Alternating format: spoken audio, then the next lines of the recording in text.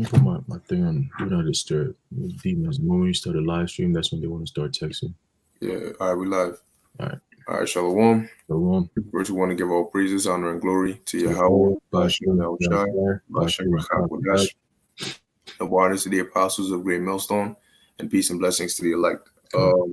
Real quick, we're not gonna make this too long. All right, we're just gonna, answer a couple of questions that a few brothers had on the comment board. Mm-hmm. Okay, and starting with Solomon Yasharala. All right, he asked. He said he left a comment. He said, "Ak, do you give counsel? ? I have some questions, through spirit, man. That's why we're here, to feed the sheep. All right. And that's not only just doing these videos, but also answering the questions to bring the edification. The scriptures say we got to study to show ourselves approved, and that we may know how to answer every man, okay, and be ready always to give an answer, So, I let him know just to leave his comment there and his question. And he basically asked, he says, Baqar, Ahmath, it's off topic, but I wanted to know if Basque people are Israelites. I want to get a better understanding of confusion of faces and how to go about trying the spirit. Yeah, but you could spell out Basque. So. Khan. Basque. Basque, yeah. And when you look it up, it says it was basically a self-autonomous area, all right, in northern Spain. Okay, which keeping in mind, you have Israelites, all right, literally everywhere on the planet. Okay, you have Israelites in every corner of the earth, man. Every single location where people exist, Israelites are amongst them. Okay, because number one, being that we're the largest nation, all right, and number two, okay, we are the Lord said He spread us amongst all these different nations. Okay, so keeping in mind as well that yes, you had Israelites in Spain. Okay, you had Israelites all throughout Europe, all right, and you had Israelites in Spain as well, man. Okay, so you had Israelites, you had Israelite philosophers, okay, journalists, and all of them. You had even some of them who were speculating on the 10 tribes who were in the Americas, okay, as to whether they were descendants of the lost tribes, so on and so forth. All right, but according to the scriptures, which we're going to get, all right, you have Israel scattered throughout the four corners of the earth. So answering that question, you will have people living amongst the Basque people, all right, that are Israelites, okay, and that's the same. That goes the same for every quote unquote nation on the earth. You have Israelites that are living amongst them, looking like them, dressing like them, eating the foods they eat, partaking in the customs because that's how they've grown up. But the spirit within them is that of an Israelite. Hey, and that's simply put, if you could have Israelites who look like the nation that the Lord hates the most, which are Edomites, you can have Israelites in every other nation, man. You know what I'm saying? You got Jake, Edomite looking Jakes, okay? And Edomites are the hated nation. The Most High hates them. He said it outright. He doesn't say that about no other nation, but except for that specific nation. Jacob have I loved, Esau have I hated, okay? So that's proven to you. And if you have Israelites who look like Edomites, okay, that if we weren't spiritual men with spiritual discernment, who consider them as Edomites, condemn them and all, tell them they're going into slavery. Meanwhile, they're going to be with us in the chariots. You know what I'm saying? So that goes to show you that's also an example of what the scattering of the nation, the scattering of Jacob among these other nations. All right. And let me get this quick precept. This is the reason, the importance behind this precept right here, okay, because this is happening right now as we speak. All right, through this word coming out, the Lord is doing exactly what He said He was going to do. Okay, there's a book of Amos chapter 9 verse 9. It says, "For lo, I will command and I will sift the house of Israel among all nations." Okay, now why would He say among all nations? Okay, there what, 17 nations? 18 nations, right? 18 nations. 17 excluding Israel. Excluding Israel, exactly. So 18 nations, but the nation of Israel being the number one nation, right? But we're scattered throughout all these other nations, man. The Lord did that on purpose, okay? What? He said He's going to sift us from among all these nations, okay? From the time of the first Exodus all the way till now, man. It says like as corn is sifted in a sieve. Okay, now if you sieve a corn, when you let's say you blend it, you get the corn itself, the seeds, the corn, and then you blend it. All right, you're going to have the husk behind after around the corn itself. That's not what you're looking for. So back in the ancient times, what the women do is when they were baking cakes or making dough, okay, they used to grind it with mill in a mill. They put the seeds and the corn in the mill and then they grind it, okay, because it's dry, and then they grind it, and then they sieve it with a sieve, you know, so they could get out they could get out all the husk. All right, and then that's that they could feed it to the animals or whatever, and then the real thing itself, the pure uh you know, the pure residue of the corn, okay, that's what they use to bake and cook and all these different things. Okay, so the Lord is giving an example, and that's the pure. When you see something, you get the purest form, and then the residue is what's kept in the sieve, right? So he said, what the residue is going to be these other nations, and then the Lord is going to sieve out what He's going to sift out the nation, the elect among these other nations, right? Like as a corn is sifted in a sieve, yet shall not the least grain fall upon the earth. Okay, so that means every single Israelite that's in all these other nations, they will come back to their heritage. Okay, whether it's this they die on this side and come back in the kingdom, or they get saved in this time period. Either way, they're gonna regain their identity as an Israelite, and they're gonna gain salvation. Okay, that's right. Yeah. Brother Yasharallah YG put a precept, Ezekiel 36:19, and I scattered them among the heathen, and they were dispersed through the countries according to their way and according to their doings. I judged them. So that's plain right there. You have Israel literally everywhere. You know, not just by curses or migration or scattering, but also by migration as well. You know, you had Jake that were constantly, whether it's through captivities or whatever the case may be, you had Jake that was just spreading everywhere. Okay, so that was the first part, concerning, whether those people are Israelites. Well, yeah, you have Israel. I'll say it like this: you have Israelites among them. Okay. Yep. Now, of course, I'm going to do more research going into it, into the where they descend from, where they actually come from. Because there's a difference, right? You have Israelite foreigners, which be Israelites that are living, all right, amongst other nations. So you have Israelites that are look like Edomites, or Israelites that look like Moabites or East Indians and all of that, but they're Israelites.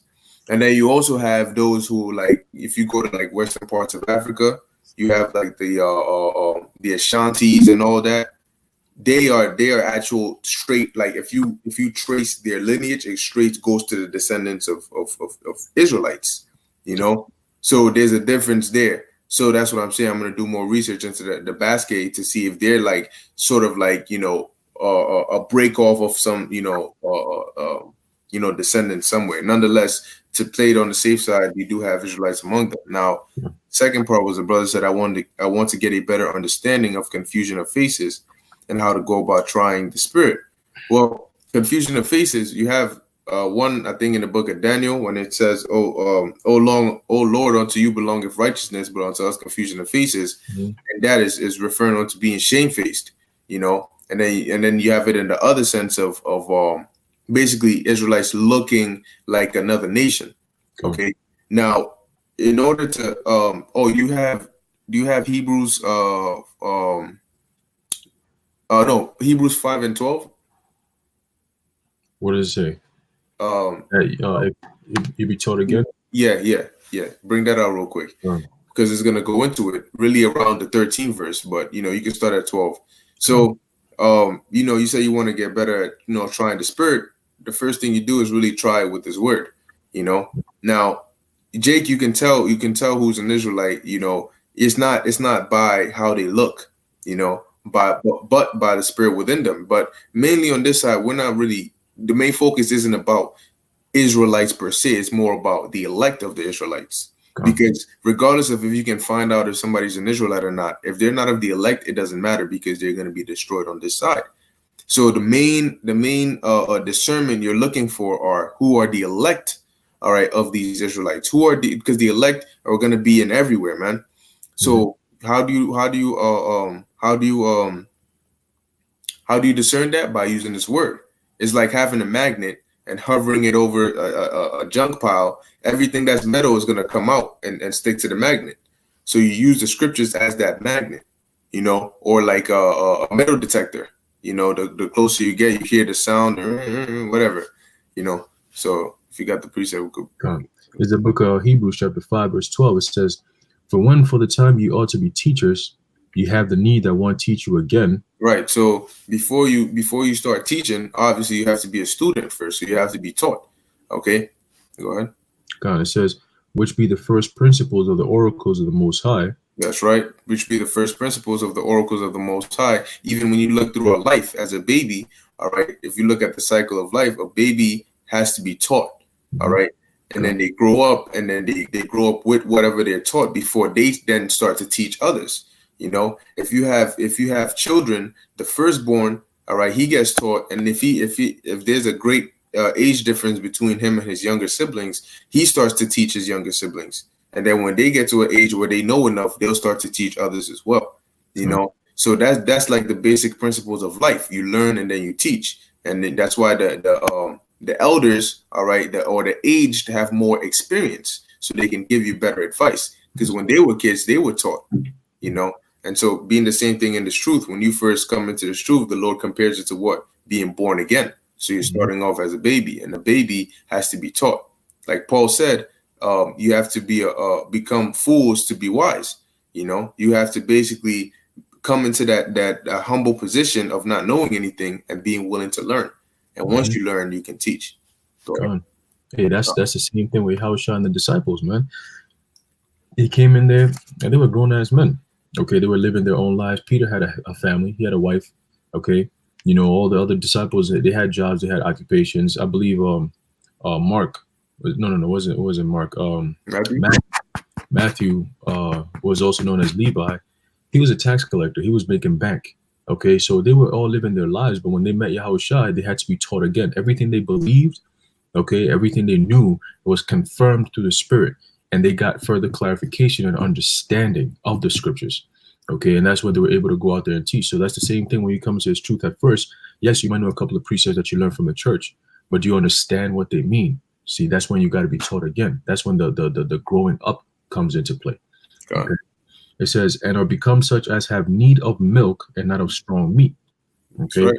Very good. Yes, need of milk. They need milk. If you feed a baby meat, the baby's gonna die because they're not gonna be able to digest that food. It's not meant for them. You see what I'm saying? So if you come into the truth at first and brothers is hitting you with deep dark breakdowns, you know, deep dark breakdowns, you're gonna get lost. You're gonna be like, oh, nah, this is too heavy. That's what it really says. But once you gain the understanding, the key fundamentals, which are what? Who are the Edomites? Who are the Israelites? And what this is all about, everything makes sense. You know, all the scriptures talk about a serpent. Okay, that serpent is the same as what? The dragon. Okay, when it says Esau, what does it mean? When it says Edom here, what does it mean? When it says the devil, when it says Satan, all these different contexts that is being used and these specific words are being used, you're able to connect the dots. You're able to make sense out of what's being said based on the context because you've gained the understanding. Okay, now you understand, okay, now if I chew, I have to swallow. And if I swallow, there's going to be digestion that takes place. Okay, so it's the same thing, breakdown. You have to read a precept here, pull a precept from here to understand this precept here. See, who's going to teach you all that? The elders, those who have been in this before you, your teachers, your masters, okay, your spiritual fathers in this thing. So, okay, those are the men that the Lord uses to what? To further this gospel and waking you up. Same thing Yahushua did. Okay, he taught his disciples for 3 years, which is what? Understanding. And it's the same thing. Us in the truth, you don't really gain that power until you get like 3 years deep into this. And that's when you really start to feel like, yo, I finally get something. I really understand this thing now. You know, sometimes you feel like the Lord is really dealing with you at a certain point because you'd be like, damn, it's not everything that I got to go to the brothers to go break down. I could just pray or break it down like through the Spirit. The Lord is going to deal with me on that type of time. You know, and that's a beautiful point you made on that, because when you look it up in ancient Israel, the children would be basically breastfed and weaned, all right, around the age of 3. They would be basically until the age of 3 is when they would start to pass that stage of being breastfed, so on and so forth. You know, so when you first come into this truth, you're still on that milk, but you know you're growing more and more, And at that 3-year span, you're sort of like, getting on your feet, walking, so on and so forth. Now, if you notice too, that's why they're called breakdowns, because if you look at a bird, when when the mother brings food, right? Let's say she catches a worm, she doesn't just throw the worm to the babies. She takes the worm, she pecks it, chews it, breaks it down, all right, and then she puts it into the mouth of her babies. So all they do is they open their mouth, and then the food that's already been broken down by the mother is then put into their mouth, and they can easily consume it because they're not at that stage to be able to break it down themselves. That's why when you come into this truth, you watch the breakdowns, okay? Because now the food has already been broken down for you, so in your mind you can easily digest it, okay? And then once you get to that age, all right, of being weaned from the milk, you can be able to read certain books, all right, and be able to get the correct information from it, all right, because you have certain books like the book of Josephus or these other books that they have truth in them, but some parts they go off on. So you need to be able to be at that level to discern, okay, which part can I take from this and what do I leave, So you got, matter of fact, real quick, another precept brother put in here, Isaiah 28:9. Whom shall he teach knowledge, and whom shall he make to understand doctrine? And that are weaned from the milk and drawn from the breast, because at that point you can start moving on to heavier things, Hey, even when you have animals, even for I'll use an example, pigs, right? Now they're unlawful to eat, but you can have them around or whatever. But you have pigs, right? And then the mom gives birth, and she has about, let's say, 12 piglets. Now the 12 piglets are gonna be with their mom. You're gonna be feeding the mom and everything, but they're not gonna be eating the mom's food, right? They're gonna be drinking her milk all the time. So the moment you see, as a farmer or whatever, moment you see that they start eating the food that their mom is eating, that's when it's time to start to move them away, because now they have teeth. And they're not sucking on the mom's breast no more. They start to bite it because they're into that. They got into that stage of eating, to chew. So now they start hurting the mother, and then the mom is like, "Nah, I'm not gonna give you milk no more." She cuts them off automatically. It's by nature, Even for sheep or goats, when they go back into the mom, they start pushing, trying to get that milk. The mom just kicks them off, like, "Yo, go eat some grass. You're old enough to eat grass. Get off the milk now." You see. So by nature, even animals, nature shows you that at a certain point, at a certain age, they get weaned. Okay, they're being taken away from the milk. And then sometimes as a farmer, you'd be like, you know what? I'm gonna take the mom out, okay, so she could go, give her a few months by herself, so she could kind of like regain her energy. And then I'm gonna cross her, meaning I'll pass it to the other male, so she could, when she's in heat, he could take care of business, and then we have more piglets. You see. So you take you wean the piglets from the mother, and then you add them to all the other piglets that have been weaned, and then they all grow and bond, and then you feed them like regular pigs now. But yeah, let me finish this precept real quick, and then back to Hebrews 5:13. It says, "For everyone that useth milk is unskillful in the word of righteousness, but he is a babe." Okay, so that's what you don't. An example is you don't just come into the truth and try to have battles with people who've been way before you. That's crazy, because everything you're gonna bring out is almost trivial to them.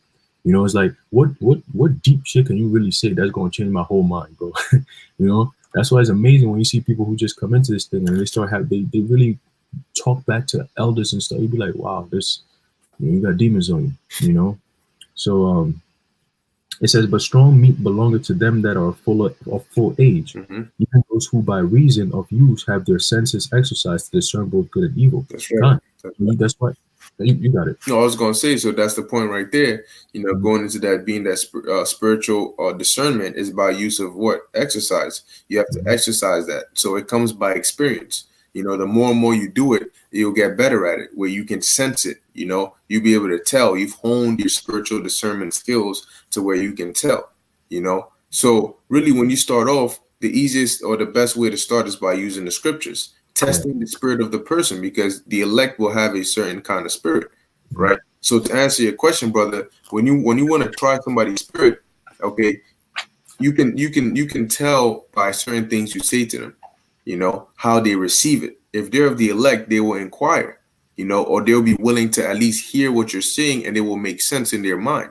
They might not be a full-blown quote unquote convert to where they're like, yeah, I got garments on, I'm out here teaching, but they'll at least understand what you're saying to an extent, you know. Oh shoot, that makes sense. Yo, wait, so is that why this and that? Oh wow, that's crazy. Yo, I never knew this my whole life. You can tell that sincerity is there. That's how you can discern who's of the elect, all right, or you know, of the elect, you know, because Israel as by nation is the elect, all right, of these nations, but you have an elect within the elect. Okay, so that was just basically to answer that brother's question, man. It's really just through the spirit, you know. The more and more you exercise or you grow in the spirit, you'll be able to tell, all right, but also by mainly using this word as a filter, okay, to discern people's spirits. Now, are you going to say something? No, Okay. we'll move on to the next question. Yeah, next question was by I believe the brother is still watching right now. Zakiah Gregory. Go on. Let me pull it up real quick. You want me to read it? I have it here. Oh, you have it? Okay, you can read it. God, it says, Shalom Akim. If possible, could you please walk me through how come so many people have stories of seeing loved ones after they have passed, including animals? My daughter is one that I've myself witnessed her seeing both evil and nice spirits. I didn't, and that's in quotes, by the way. It says, didn't know how else to word it, including our grandmother that passed. I'm not trying to be carnal, but do people that pass have to ask the Lord to come visit, or how does it work? Greatly appreciate any answer. I'm just so curious because I know all spirits go back to the Lord and animals don't. The water in advance. Gone. Yeah. Right. So, you know, with that, you know, being said, that's at least he has that knowledge of you know, knowing that the spirits go back to the Father. All right. So now I'm gonna read through it and just go through it as I'm reading it. It says, if possible, could you walk me through how come so many people have stories about seeing loved ones after they've passed, including animals? But well, you keep going to my daughter is one that I've myself witness her seeing both evil and nice spirits. Yeah, well, you know, spirits all around, you know, they are around. And, you know, especially when you're younger, you know, when you're younger, all right, you can really see it because babies, for example, you know, being that they're fresh out the spirit world, babies are very, very spiritual if you really look at them. You know, babies don't really fear, all right, and they can see things, all right, deeper than you can. You know, if you look at a baby, especially when they're growing up, a lot of them are very honest. You know, it's not until they grow up and they get the pollutions of this world that they start getting corrupted. That's why the Lord said, "What seek ye the Lord in your youth." You know, when you're a young man, when He can mold you and grow you upright in the truth. All right, but nonetheless, babies are able to see more, so to speak. You know, now it says, I'm not trying to be carnal, but do people have to ask the Lord to come visit, or how does it work? Well, the cycle, all right, or the way it works is that once you die, okay, your spirit goes back to that spiritual body, which is in the spirit world, because your spirit is energy. Okay, it's not just, you can't just be floating around like that. You need to be in a body, all right. And if you're in this realm or this dimension, you got to be in a body, all right, terrestrial body, so to speak. Okay, but if you're in the spirit world, there's a spiritual body for you that you're in. Okay, so over there, once you're in the spirit world, number one, they don't want to come back. All right, that's why they say when people die, they say rest in peace. The people in the spirit world, they, number one, they can see you, okay, as you are. They can see what you're doing. They can see what's going on here on earth. All right, so they don't necessarily need to come down just to see you. All right, and number two, they don't want to come down because they in the spirit world, they're at peace, they're at rest. You know, there's no feeling of stress, there's no feeling of any of that. You know, and the brother has an account of it actually. All right, going into Samuel, when Samuel was conjured up, when his spirit was conjured up, he didn't. It wasn't because he asked permission of the Lord to come down. There was a witch that had conjured up his spirit, and his reaction, all right, when he was conjured up, he was upset. You know, because it's like imagine enjoying a very, very deep sleep. You're having a beautiful dream, and then somebody wakes you up, especially over some little reason. The feeling you get of like, why, you know, when you're very grumpy and angry, like, why are you waking me up? it's sort of like that, because in the spirit world you're at peace, you know. So unless it's the angels coming to deliver a message, or or whatever the case may be, then spirits stay in the spirit world, and the only time they come back on the earth is through what? Reincarnation, right? When the vessel for your spirit is prepared on the earth, okay, your spirit then leaves the spirit world and comes straight, all right, into that vessel, and then you're able to do your daily activities upon the earth. So that's the order that is set. Once you die, concerning humans, of course, once you die, your spirit goes to the spirit world, and it stays there until the time comes where you come back on the earth, and the cycle continues like that. Now, like you said, with animals, okay, their spirit necessarily doesn't have to go there; it comes right back into the earth, because that's just where they at. As a matter of fact, I got a precept for that. In the book of Ecclesiastes, now I got a few precepts. Let's just go from one to you can bring them out. The first one, I'll get it from Ecclesiastes, the first chapter, verse 4. It says, one generation passeth away, and another generation cometh, but the earth abideth forever. So we go in and out of generations, man. A generation is about 3 to 4 different life cycles. So we're talking from your grandson, your great grandson, to your great great grandson. That's 3 to 4. Well, that would be three generations, like, because you can say like second generation will be like what, your child or their child, and then so on and so forth. So that would be about, like you said, 3 to 4 generations, your grandson, great grandson. That would be the cycle of you coming back. It says we're gonna jump down to verse 9. It says, the thing that hath been, it is that which shall be, and that which is done is that which shall be done, and there is no new thing under the sun. Going into reincarnation. Okay, everything else, all the spirits get reincarnated back in a different vessel. Okay, it says, and says, is there anything that wherefore it may be said, see, this is new, it hath been already of old time, which was before us. Okay, so everything that we see today is it's a modern day version. That's why we always say America is a modern day Rome. Okay, America is a modern day Babylon. All these different things is because the spirits that are coming back to take shape of the things that they were doing back then. That's how we're able to identify who they are, because there are records that were kept. Okay, so we just got to go back, and like Romans 15:4 tells you that everything written aforetime was written for our learning. Okay, how do you learn? You study. You do the comparisons, whether it's biblical history or secular history, to understand the present and the future. Okay, it says there is no remembrance of former things, neither shall there be any remembrance of things that are to come with those that shall come after. Okay, so we don't remember the past, like our past lives. None of us know who we are or who we were back then. You know what I'm saying? But we just know that we do have spirits of the men of the Lord, and we're back here again to do what we've always been created to do. Okay, now going back to the point that the brother made earlier about the beast going back to the earth and stuff. Okay, I said, yeah, Khan, Yasharala YG, I got that precept on deck, brother. You beat me to the punch, but I got you. Don't worry about it. There's a book of Ecclesiastes, chapter 3, verse 19. It says, for that which befalleth the sons of men befalleth beasts. And what is that? Death. Even one thing befalleth them, as the one dieth, so dieth the other. Yea, they have all one breath, so that a man hath no preeminence above a beast, for all is vanity. Verse 20. It says, all go unto one place. All are of the dust, and all turn to dust again. Who knoweth the spirit of man that goeth upward, and the spirit of the beast that goeth downward to the earth? Right? So like the brother said, the spirit of these animals, when they die, they go back to the earth. Okay, and then they come back.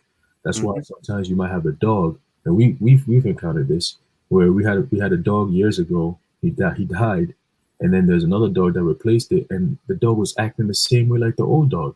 You're like, yo, he acts just like Rocky, man. That's crazy. And it turns out that's that dog coming back. And it's crazy. Yeah, Con, bring it out. Con, this is because, like the brother was saying, there's a difference between humans and animals, because we have a certain level of consciousness, all right, within us. That's why we're above all these other beasts, and we have dominion over them. All right, animals don't go around saying, yo, I'm thinking of going off today. You know what I'm saying? I'm getting tempted to really go off right now. No, they do what they do by nature. you know, and that's nature is set in the way the Lord has set it, is righteous, you know. So unless it's altered with, these animals aren't going to be doing no wicked acts, you know what I'm saying, trying to be low key with it, you know.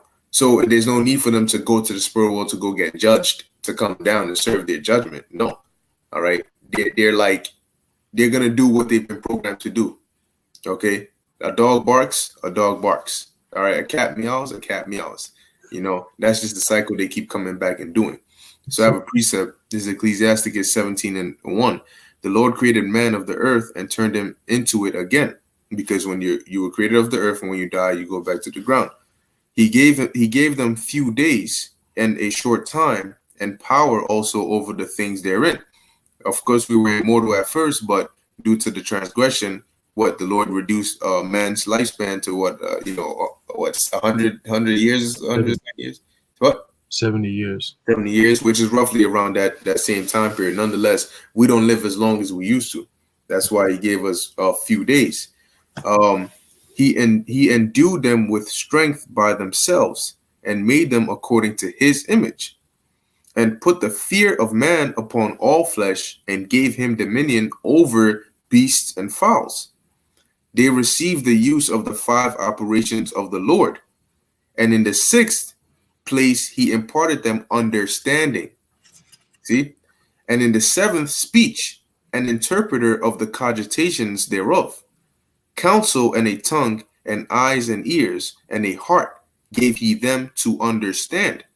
Now, that heart isn't talking about just an organ. It's talking about that mind, okay? Because your organ doesn't understand anything. It's your mind that you use to understand and perceive things, all right?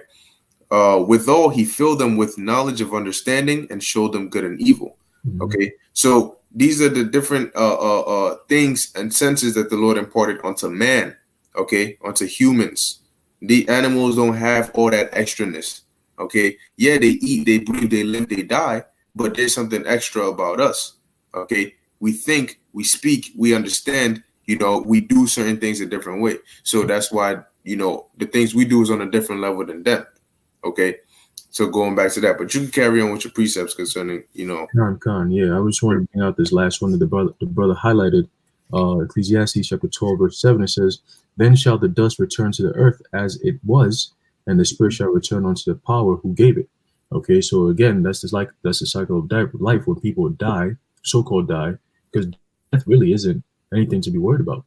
Death is just the end of a life cycle. You know, you go back to what you were doing before you were born, and that's it. So that's what you would be in the spirit world. Before you were born, you're in the spirit world, and then you come down here in this chains of darkness, in this body, this vessel, and then you live out the judgment that the Lord gave you when you passed away and went to the spirit world, man. Okay, you come here, you live it out for however long the sentence is, you live out the judgment, and then you go back, and then you come back again 3 or 4 generations later. All right, so it says what? Then shall the dust return to the earth as it was, okay, because that's where you came from, the dust as it was, from going back to Genesis, the beginning. Okay, it says, and the spirit shall return unto the power who gave it. Okay, so like I just broke it down. So, you know, to answer that question about, you know, seeing dead spirits and all that, okay, you can have that in dreams, but they don't physically manifest themselves like the brother said. You know, dead people trying to be coming out here. That's why it says you rest in peace, because you're at peace when you so-called die. It's just basically you rest. You say, and he rested with his fathers, or he slept with his fathers. That's just rest. It's a break from this life, and then you come back. You know, you come back. So right. Because hey, this, like the brother said, man, life is just simply the spirit and the body being connected and at once, and death is the opposite of that. Okay, death being the opposite of life, death is the departure of the spirit from the body. That's all it is. It doesn't mean, because prior to coming into the truth, I used to think when you die, you just don't exist anymore. Yeah. You know, due to lack of understanding. But now you know that you're not your body, you're your spirit. Okay. And the reason you're able to dwell in this dimension is because you have that body. Okay. So there's a difference. In the spirit world, there's a spiritual body. And in this world, there's a physical body, which I'm going to get a precept on that. Okay. So once you're in the spirit world, you've crossed over to a different dimension. Okay. A dimension which you're going to stay in, being in that spiritual body until that 3 to 4 generations passes. Okay. And then your carnal body or your natural body is prepared by a father and a mother having sex to create that vessel for you to where you can return back to this dimension. That is your portal back to this dimension, that body. Okay. Because if you don't have a body in here, you can't, you know what I mean? You can't really come here. That's why when the angels come to this this realm, they take on the form of men.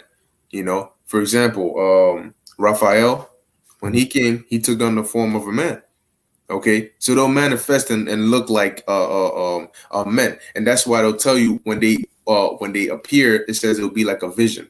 You know, and most of the times the Lord will come to the prophets and stuff in a vision, because when you're in a vision, when He puts you in a trance and you're in a vision, you then come into their territory. You know, you cross over into that dimension. All right, your spirit is now conscious of that, so they don't need to come into this realm. He comes to you in that vision. You know, because like they say, when you're asleep, you're closer to the spirit world. Yep. All right. So that's basically what it is. So answering your question, the order, that's not really how it's set up. When you die, you stay in the spirit world until it's time for you to come down. Okay. And through reincarnation, you come back down. You know, you can see them through dreams and visions and stuff. Okay. But to actually physically see them, that's not how it is, man. They chilling up in the spirit world. Okay. But hey, with that being said, man, the time is coming very soon where all of them, they're gonna be back on the earth, and if they're Israelites, they're not gonna die again.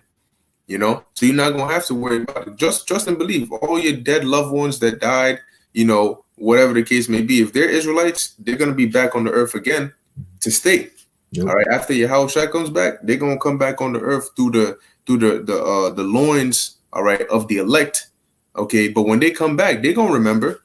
Okay, you're gonna know who they are too, and this is gonna be forever. So don't worry about how much you miss them and all that. It's all gonna be over very soon. The scriptures say in the book of Revelation, the 21st chapter, that there shall be no more death, neither crying nor sorrow nor tears. You know, because death and all of that is gonna be done away with. All right. Now, did you touch on when they said that the person was basically asking about their child being able to see evil spirits and good spirits? Evil and nice spirits. Yeah, I mentioned that. You want to expand on it? Yeah, basically, you know, like children come straight from the spirit world, so they see things kind of like animals. Animals see the spiritual realm as well, because you know, over time, the human body over time, it kind of gets desensitized from the spiritual connection. That's why when you come into this truth, it takes time for you to be real spiritual and see things. You know, the Lord got to really be on a certain level with you, you know, but children are just out from the spirit world. So they see the demons, they see the angels and all that. Sometimes you see a kid just sitting by themselves, just laughing. You're like, ah, ha, ha, ha. Then they just go back. You'd be like, what the fuck are they laughing about? What's so funny? I want to laugh too. It's because they're engaging with angels, man. Or sometimes somebody picks up a baby, a family member or something, the baby starts crying crazy. You'd be like, yo, damn, like this baby don't like me. It's not that they don't like you. You just got demons on you. Then they see that. You know, sometimes you see a cat looking probably at the door, just meowing, or dogs, you hear a dog just barking. You go outside and there's nobody there. But what the fuck is this nigga barking at? Because they see the spirits, you know, because the spirit world is so fast. We don't see it, okay, but it's there. Just because you don't see it doesn't mean, like, people tend to limit they limit life based off of their limitation. They see life based off of their limitations of their vision. But once you break out of that mold and you see things for what it is and not what you want it to be, you'd be like, yo, there's a lot more to this than I actually thought. And that's when the scriptures come into play. Yeah, that's beautiful. Yeah, you want to get straight into the precept of Saul being brought back and he was pissed? Before we get that, let me we get this one precept here about the bodies. Go ahead. The 1 Corinthians chapter 50. I'll start at 40 and jump down to 44. Nice. So you knew I had that on deck, so you're gonna do that. Oh, you have it? Oh, you can bring it out. Yeah. You can start at 40. You can start at 40 and jump to 44. Yeah, no, you go ahead. You go ahead. You got it. Oh, come on. 1 Corinthians 15 and 40 says, there are also celestial bodies and bodies terrestrial, but the glory of the celestial is one and the glory of the terrestrial is another. Yeah, because there's a difference between the celestial and terrestrial bodies. Terrestrial bodies being on the earth, okay, being natural bodies, you feel hungry, you feel desire, You know, you know what I mean, you get certain feelings, all right, you feel pain and all these different things. That is a part of the difference between the terrestrial and the celestial. In the spirit world, that doesn't happen. They don't eat, okay? They don't eat, they don't use the bathroom, they don't feel pain. No, okay, that they're at peace. There's a difference. All right, jumping down to verse 44. It is sown a natural body, it is raised a spiritual body. There is a natural body and there is a spiritual body. See, so there's a difference between the two. Now they may look, all right, they may look, all right, identical. They may look like the figure of a man, but angels, all right, having celestial bodies, they don't eat, they don't get hungry, they don't do none of that, man. There's a difference between the two. All right. Now, when you look up like somebody like Enoch or Elijah, when Elijah got taken up into the whirlwind and taken to the spirit world, his body was translated. Okay, so he was changed from the natural body to the spiritual body.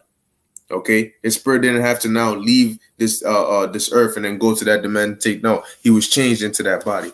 All right, now the brother Zechariah Gregory says this happened from her being 2 to 15 years old. She's 19 now. Yeah, you know, that's, and you know what, you have some people, all right, that are able to you know, to see spirits, okay, or are able to have a stronger connection, all right, to the spirit world, to where they can see all that. That's all, you know, that's all the Lord's doing at the end of the day.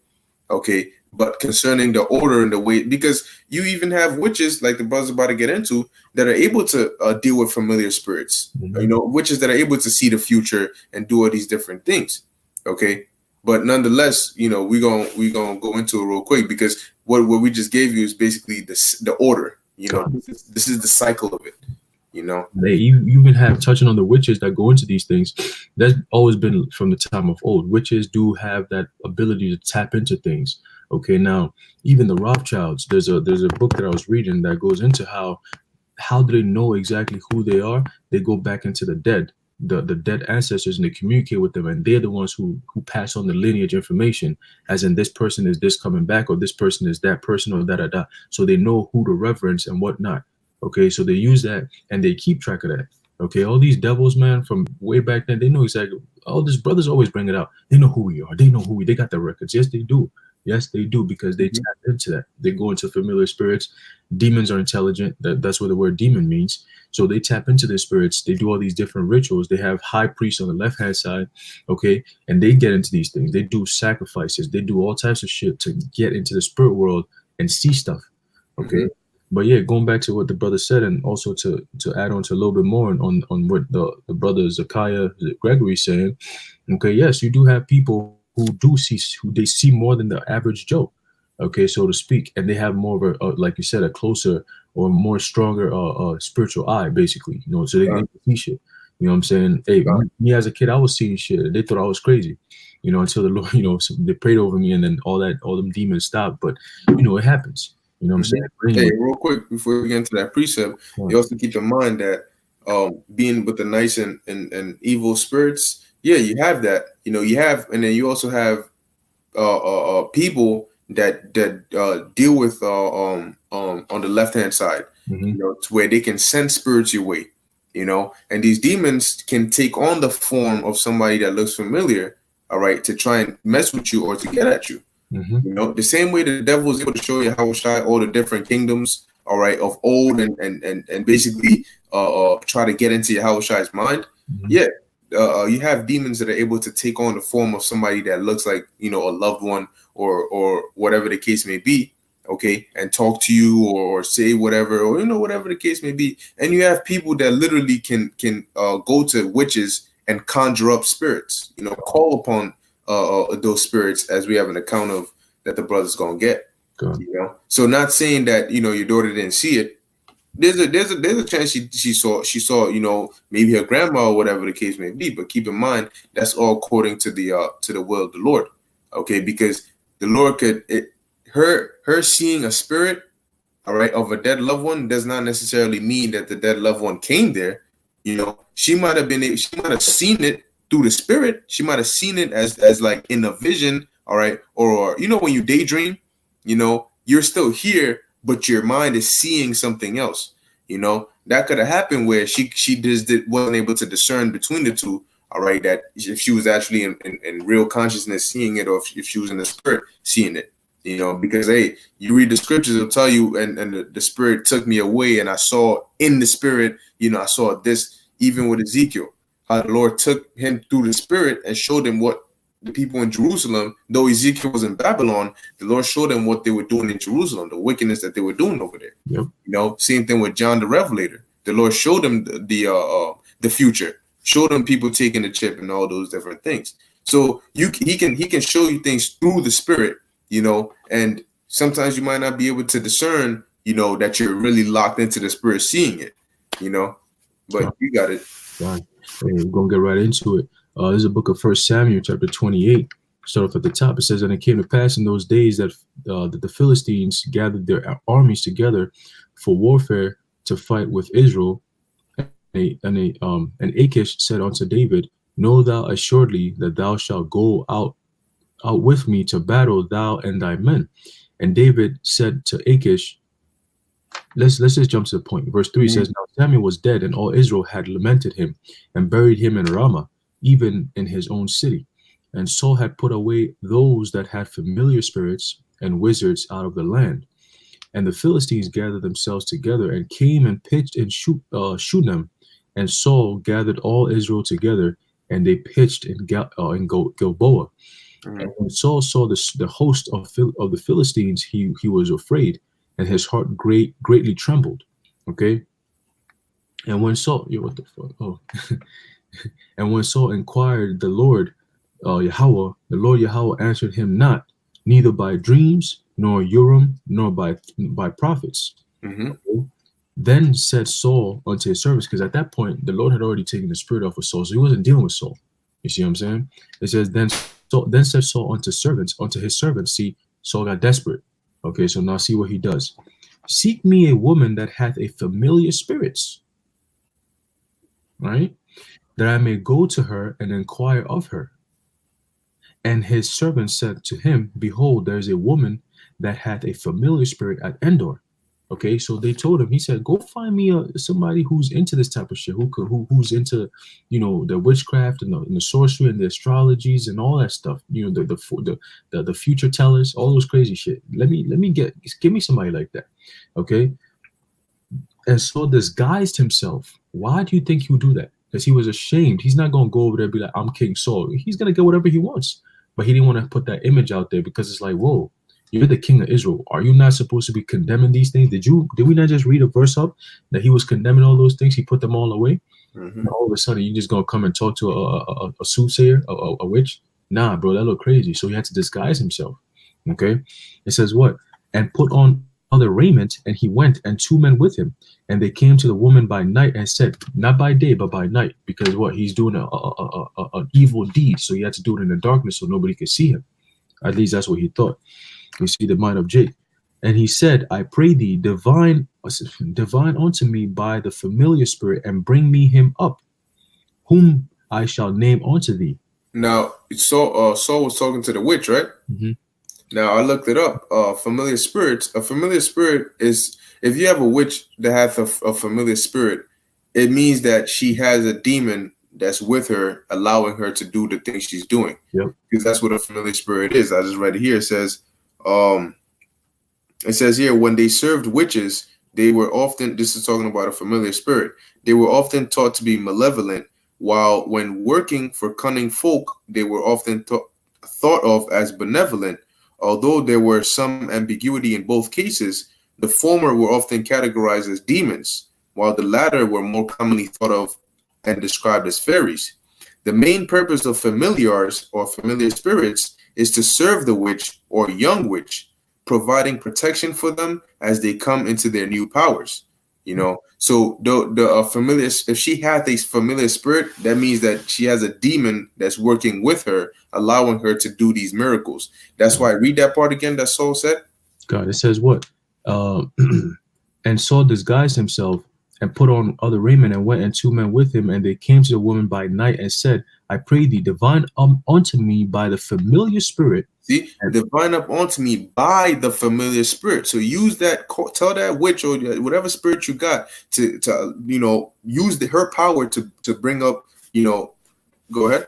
Right, and bring me him up whom I shall name unto thee. That's right. So she said, he basically said, yo, by the power of your familiar spirit that you have with you that's helping you, conjure up Samuel so I could speak to him. Because the Most High isn't speaking to me now with the Urim and the Thummim. The Urim and Thummim were like two stones that lit up. So you can and they will be on the breastplate of a high priest. So you can speak to him and the Lord will answer through the way the stones light up. That the priest will be able to discern and tell you what the Lord's mind is. The Lord wasn't talking to him through that or through visions or through prophets. Those are the main ways that the Lord speaks to you through. He wasn't doing that. So he completely cut off Saul. Now, Saul's most trusted prophet, his go-to guy, his advisor, so to speak, was Samuel, like his spiritual father. So when Samuel died, Saul was basically left like, yo, I don't know what to do. The Lord ain't dealing with me. I'm desperate, like the brother said. So he's like, all right, go bring up his spirit. Because we just read that Samuel was dead. But the familiar spirit was able to what? Conjure up Samuel's spirit. And now obviously the Lord allowed it to happen. Okay, because the Lord was like, nah, that ain't happening. It wouldn't work. Samuel coming nowhere. And hey, witches, scriptures tell you suffer not a witch to live. Witches, modern day witches believe that there's a difference between witchcraft. There's good witches and there's bad witches. Scriptures say the deceiver and the deceived are his, man. Or the deceived and the deceiver are his. Okay. So you got these witches who actually believe that, they're like you said, fairies, and then you have demons. Nah, y'all are demons. Okay. If you venture into anything outside the scriptures, that's demonic shit. Okay. You're venturing into different spirits, that's demonic shit. Okay. Now the witches believe that, even when you look at the pentagram, for example, if a pentagram is facing up, meaning the star, the pointed thing is at the top, that stands for a good witch. Okay, now if it's opposite, meaning it has the two heads, like the Baphomet symbol. Okay, that looks like horns. The two stars, the thing, and then the ears, and then the mouth. That represents evil demons. But yes, no, demons do take. They manifest into people as regular people. They, that's the vessels that they operate in. Okay, like my so-called friend who got demons on him right now. Okay, brothers had a dream about him. Brother, I had a dream about him, okay, and then boom, it manifested. He got demons on him, okay. So demons do take over human vessels, okay. The more wicked you are, the easier for a demon to take over, all right. And then guess what? They go in to operate and they do their shit. Yeah. The majority of these women today, they got demons on them because they're into that self-worship. You give a demon an ability to come in there and dwell in your temple, and that's why they act the way they act. It's so abnormal sometimes. You think about it, you'd be like, what the fuck? No, it's not them, it's demons. Right? Yeah, because like Adrian Pina asked, so demons can take people form to deceive. Yeah, the same way they can jump on you, and use you as a vessel, they can manifest and make themselves look like someone that you might know, or whatever the case may be. Example, when Yahweh Shai took what was that, Peter, James, and John, all right, he transfigured himself, all right, to where he made it appear to where you had Moses and you had what was it, Samuel or Elijah? Elijah, yeah. It was Elijah, right? So you have Moses and you had Elijah, okay, that were on his right and on his left, and Yahweh Shai was in the middle. He was able to do that. That was a form of a spiritual power where he could make it seem. Now, Moses and Elijah weren't physically there, but the Lord was able to make it seem as though they were there. So yeah, that's not something crazy. It's like it's they can do that. Gone. But yeah, we'll continue. Gone. It says, verse 9. It says, and the woman said unto him, behold, thou knowest that. Oh, Salak. Also, just the same way angels on the right hand side are able to do it too. When you read in the book of Tobit, like I mentioned before, Raphael, when he came down in the form of a man, and I think he went by the name Azarias or Azariah, and he, Azarias, I believe. Yeah, and he deceived Tobit and Tobias for that beginning. Told him, "Look, I'm one of your brethren." You know, they had no clue he was an angel. He Mhm. made himself look like somebody else, you know, but you know, when he later on when he told them, look, I'm an angel, you know. So go God. ahead. 15 verse 9 says, and the woman said unto him, behold, thou knowest what Saul hath done, how he hath cut off those that have familiar spirits and the wizards out of the land. Wherefore then layest thou a snare for my life to cause me to die? So Mm, that's why he had to disguise himself, because they knew, said, yo, this guy, man, you just killed all these people, told them, cut them off, and now you gonna come to me on some like, hey, familiar spirit, you about to spy on me to see if I'm one of the witches? Like, what's up? Why are you here? That's why he had to disguise himself so they don't know that he's Saul. And then she said, what? And Saul swear to her by the Lord Yahweh, saying, as the Lord Yahweh liveth, there shall no punishment happen to thee for this thing. Okay? So he swore by the Lord's name. Yo. Verse 11. Then said the woman, whom shall I bring up unto thee? Bring up unto thee. And he said, bring me up Samuel. And when the woman saw Samuel, she cried with a loud voice. And the woman spake to Saul, saying, why hast thou deceived me? For thou art Saul. Okay. And the king said unto her, be not afraid, for what sawest thou? And the woman said unto Saul, I saw gods ascending out of the earth. And he said unto her, he said, what form is he of? And she said, an old man cometh up, and he is covered with a mantle. And Saul perceived that it was Samuel, and he stooped with his face to the ground and bowed himself. And Samuel said to Saul, why hast thou oh God, it says, why hast thou disquieted me to bring me up? And Saul answered, I am so distressed, for the Philistines make war against me, and God is departed from me, and answereth me no more, neither by prophets nor by dreams. Therefore I have called thee, that thou mayest make known unto me what I shall do. mm, So Saul was basically, he had lost it all, man. He had lost the power of discernment, the power to make rightful judgment. He didn't even know what was going on. As a leader of a nation, you don't know what the fuck to do. Such a bitch that he had to go call somebody who's dead for directions. That's why if the Lord is not dealing with you, man, there's nothing you could do. Because even though the Lord is not dealing with you at that point, he thought maybe he could speak to Samuel, and Samuel could give him directions. But the Lord is not dealing with you. He's mhm. dealing with Samuel. So you think the Lord is really going to not deal with you physically, and then he going to pass behind your back, and then all of a sudden you go do the wicked shit, and now the Lord is going to deal with you, right? That's crazy as hell, man. Yeah, it shows you he was so desperate that he was willing to because he was disobedient. That's why the Lord took his spirit from him. Mm-hmm. But he was so desperate that he was willing to go and deal with a witch that had a familiar spirit. All right, just to quote unquote gain answers, and he heard what was coming for him. Mm-hmm. Nonetheless, hey, the brother said, Shalom Akim. So when demons take the form of someone, are you able to tell when they do? Well, I mean, if the spirit of the Lord is with you, you'll be able to tell who's a demon and who's not. Mm-hmm. Even if they take on the form of somebody if they take on the form of a dead person, if the spirit of the Lord will be on you, you can tell, okay, yeah, that is a demon. Mm-hmm. It'll just, now I haven't been in that position, but the spirit of the Lord, if it's dealing with you, you'll be able to tell. God.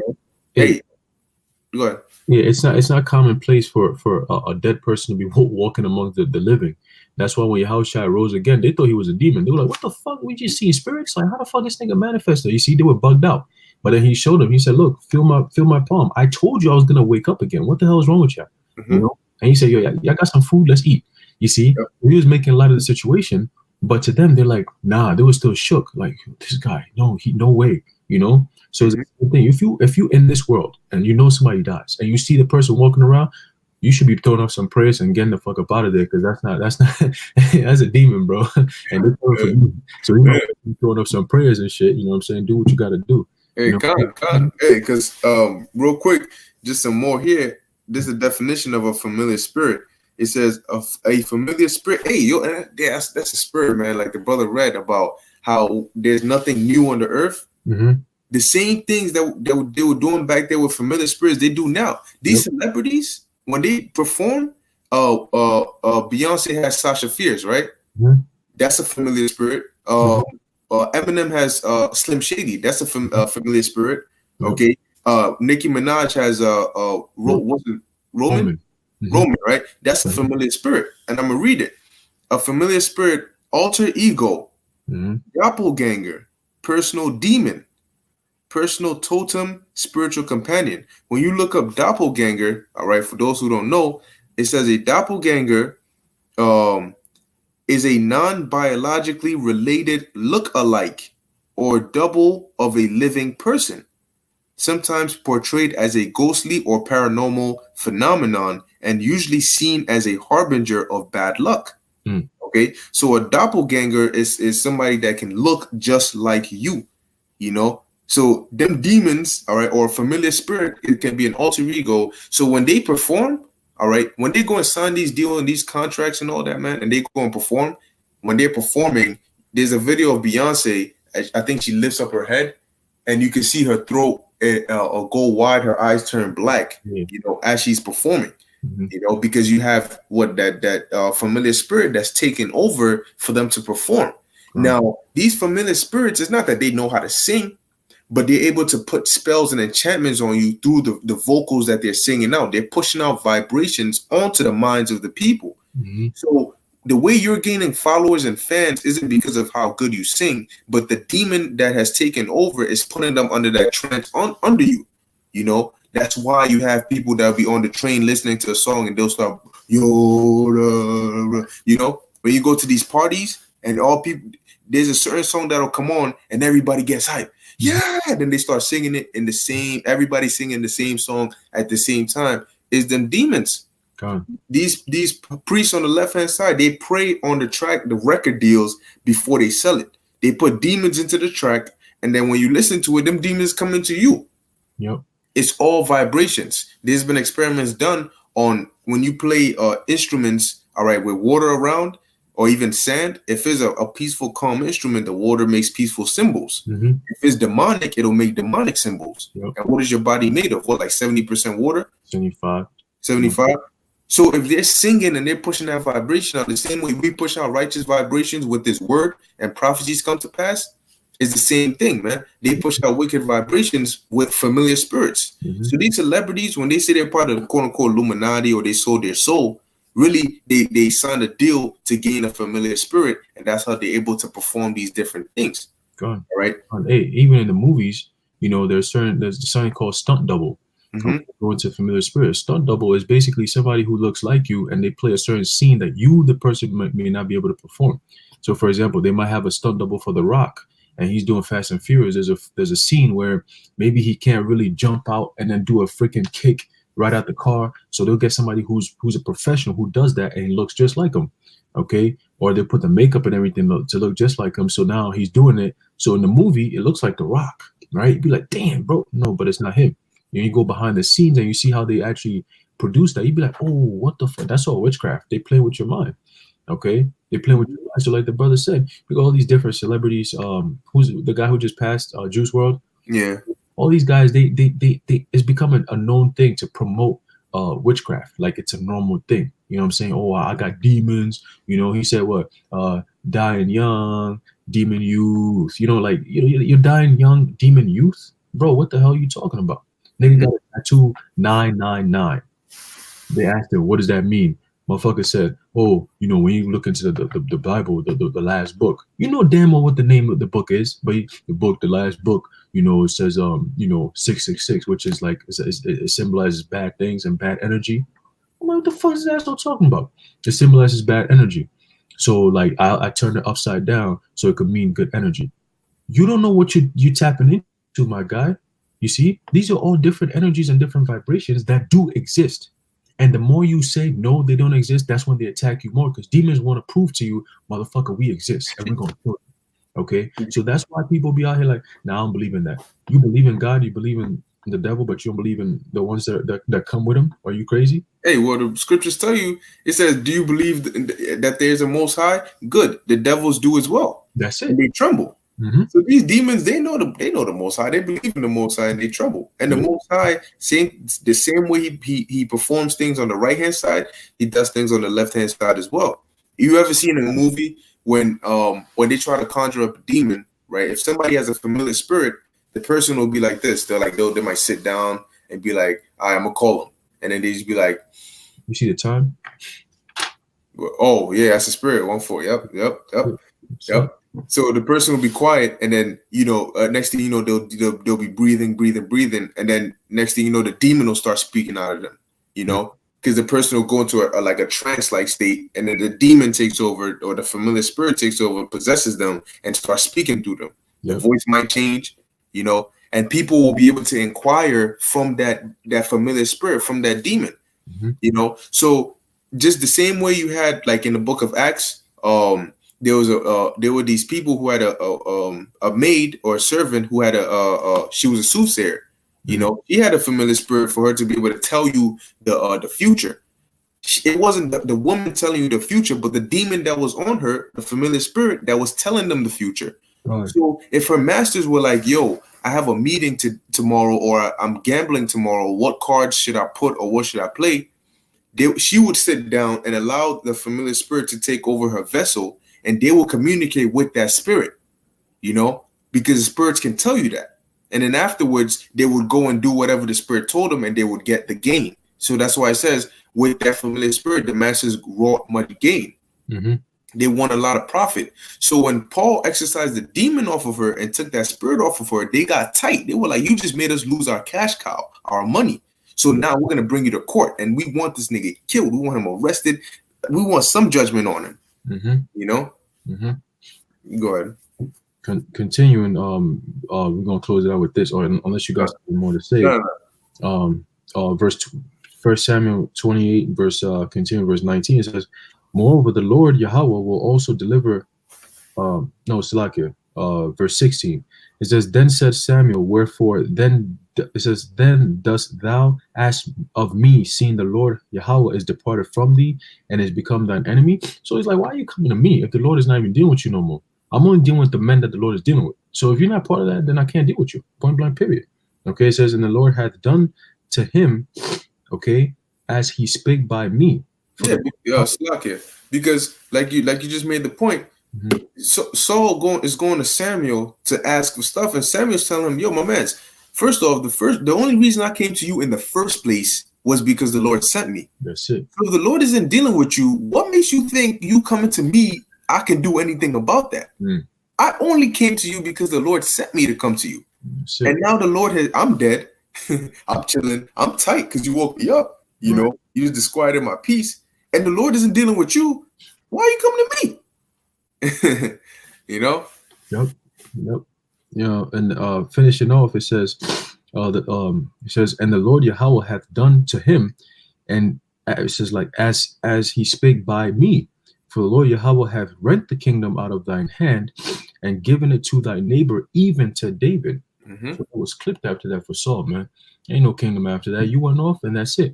And that's a lesson in and of itself as to, being in this truth, man. You could be used as a vessel, and the Lord could just kick your ass out at the last end, man. Mm-hmm. And say you did all this work, but you're not worthy, so you out. That will kill you a lot. It's gonna kill your spirit. You know what I'm saying? But going back to what the whole topic is, that yes, demons do exist, and they do manifest in our physical realm. Okay, whether it's to play tricks on you or to test you, whatever it might be. But yes, you do have demons that do make themselves manifest. Okay? Sometimes you have demons that make themselves manifest, but you don't see them physically. You see them through the acts or the words of somebody. You be like, man, you got demons on you. We say that all the time. You say something to your mom and she say something back, you be like, yo, that's demons, yo. Or maybe let's say you're in the Passover, right? And then you're supposed to get rid of all leaven. And the same day that the Passover had taken place, your mom bakes the best cakes ever. You'd be like, really? You gonna wait till this day too? You got demons. That's demons right there. Fucking with. Yeah, and you know what it is too? Is like it's structured and set up that way. Not that she's wicked, because everybody gets demons on them. We're not perfect. There's times when you go off because the demons jump on you. Yes, and there's some demons that do more than others. But sometimes in their minds, they're not like, oh, I'm trying to, I know it's the Passover. Yeah, I'm gonna definitely bake this joint right here. Oh, you gonna eat? Nah, that's not that's not the mindset. It's just like, I feel like baking today. I haven't baked in a while. Let me bake. But that's the demons putting that thought into their mind to do it. They don't realize it, but just you would be able to tell because you come back and you're like, what? Come on, what are the chances? But it's all part of our battle, you know. And Slakia, Zakaya, if I'm pronouncing that right, Gregory, she said that much appreciated, Akim, for your time and energy in this matter. Your partification, just an FYI, I'm an Aqua. Salakia, I was referred to as a brother, but hey, you know, Salakia about that. Hey, but hey, glad you were edified through the Spirit, man. Yeah. Okay. Mr. Bombist, Mr. C, MRC4, he said what? Demons attack when we're at our weakest, the thoughts and the mindset. Come on, hey, Yahweh, he was tested after 40 days of fasting. Who could do that? You know, and to break the fast, Satan came up and said, look, I could get you all this. You just got to do what I tell you. You know, demons do that with us every day, man. You be with your woman the whole week. She didn't throw no ass at you. On the day that the Shabbat come in, all of a sudden she horny. You be like, man, what the fuck? That's demons. Okay, that's demons. Oh, babe, let me just, you know, I'm gonna just ride you. You don't really got to put in work. That's demons. And then at that point, the whole week, you start thinking like, it's been a whole week, man. Yo, you know what? Maybe. Yo, the sun really went down. What's the time? You're checking the time, trying to get technical with it. You know damn well the sun is down, but you like, now it's technically going down at 5. It's 4:30. Yeah, and then the demons try to hop on you. Right. You know? Right. Yeah, they try to get up in your mind and get you messed up. But hey, like the brother said, man, that's when you gotta pray the most because them demons, they're intelligent. You know, they know what to hit you with, how to hit you with it, when to hit you with it, and you know what to go in with it. And you ever notice if let's say you were working, right, the whole day you haven't eaten because you were working, you wouldn't really feel as hungry. You feel like, oh, okay, yeah, whatever. You know, when I get home, I'll eat. Literally declare that day a fast. Be like, yo, I'm a fast today. Yo, I kid you not. Either you're gonna come across the best smelling food. They'll say, yo, this is a one time. We only make this once every 10 years. You gotta get it right now, or you're not getting it again. Everybody's getting it. You smelling it. You like, that's how it is. You get hungry out of nowhere. It's like, yo. Normally I'm not this hungry, but out of nowhere I'm so hungry, and then get into the end of your fast is like I'm good now. Yep. Because once you've passed that stage, the demons are like, yeah, he's not gonna give in. He got like 2 hours left. He's gonna be all right. Let's get off him. You know, then you good. It's demons. That's it. You know, but that's how they work. So once you understand that, and you know, like the brother said, that's when you gotta pray the most. All right, and stay strong, man. Mentally strong. You gotta rebuke them, okay, and just power through it. You know, but yeah, that's that was basically it. Okay, just wanted to answer those questions. You know, Lord's willing, you know, brothers and sisters were edified. Okay, and hey, if you have any questions, literally just put them on the comment board. You know, so it doesn't matter what the video is, doesn't matter what the question is, as long as it's, you know, it's you know, it's not just something, you know, just to you know, just to talk. No, if you have a sincere question, put it on the comment board. We're here to, you know, to edify and to feed the sheep. That's right. You know? So we'll do our best to address the questions, do a video on it, you know, and whatever the case may be, Lord's will, you know, you be edified and the sheep be fed. That is the main goal. That's okay. It. So, hey, I don't got any more, you know, if you got any more last closing words, send it home, baby. You know, hey, so, you know, we hope this was edifying unto the elect, you know, and, you know, just stay in the spirit. We almost out of here, man. Okay. And yeah, there's certain questions that we might have that we might not necessarily know the 100% details of. As the scriptures say, we know in part, we prophesy in part. So certain things we know, but we only know what's necessary for us in this time to gain that salvation. But in the kingdom, we'll have memory and knowledge of everything we need to know. We'll remember our past lives. You know, we'll have the knowledge of creation and all these different things. You know, so as of right now, we just got to stay strong, stay in the spirit, and keep pushing, man. So with that, we hope this is edifying unto the elect. We want to give all praises, honor, and glory to Yahweh. Real quick, brother said, he said, when do we fast? Hey, well, that's through the spirit. The only time that we all have to actually fast that one day is on the Day of Atonement. You know, which, you know, whenever that time is about to approach, we always announce and do videos on it. You know, so hey, whenever the spirit is on you to fast, however long it's on you to fast, that's between you and the Lord. You know, it's not to go around and tell brothers, yo, I'm fasting right now. No. We don't do what the Muslims do. All right. The Lord says you keep it between you and him, however long it is, whatever the case may be, and you just go through it. You know, so with that, we're going to end it here. Until next time, shalom. Shalom. Stay hungry, brother. That's right. Stay thirsty, my friend.